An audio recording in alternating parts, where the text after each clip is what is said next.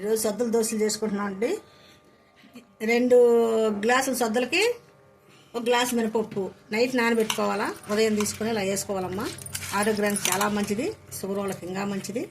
ఇలా వేసుకొని ట్రై చేసి చూడండి, ఎంత బాగుంటుంది. దీంట్లోకి కొబ్బరి చట్నీలోకి వెళ్ళిపోదాం.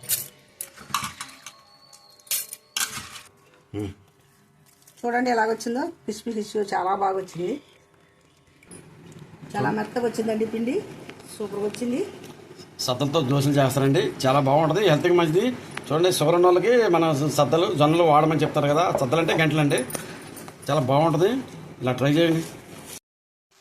సద్దల దోశ అండి, ఎంత బాగా వస్తుంది. గంటలు సద్దల గంటలు అంటే అదే చాలా బాగా వస్తుంది. క్రిస్పీగా బాగా టేస్టీగా వస్తుంది. చూడండి,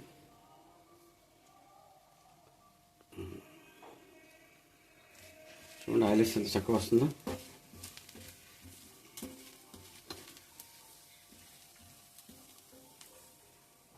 ఇలా దోశ వేసుకుంటే చూడండి ఎలా వచ్చిందో దోశ. ఎంత బాగా వచ్చింది చూడండి, కలతగా చాలా బాగా వచ్చింది కదా. సద్దల దోశ అండి, శనగపప్పు చట్నీ చేసుకున్నాము. అసలు చూడండి ఎలాగొచ్చాయో దోశలు, సూపర్గా వచ్చినాయండి.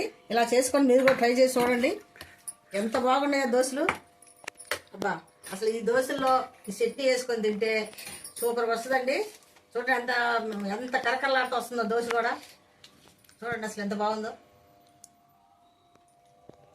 బా, సూపర్గా ఉంది శనగపప్పు చట్నీ. ఈ దోశ, సద్దల దోశ ఇలా వేసుకొని ట్రై చేయండి అమ్మా. షుగర్ వాళ్ళకి మంచిది, ఆరోగ్యానికి మంచిది. నా ఛానల్ సబ్స్క్రైబ్ చేయండి, లైక్లు కొట్టండి.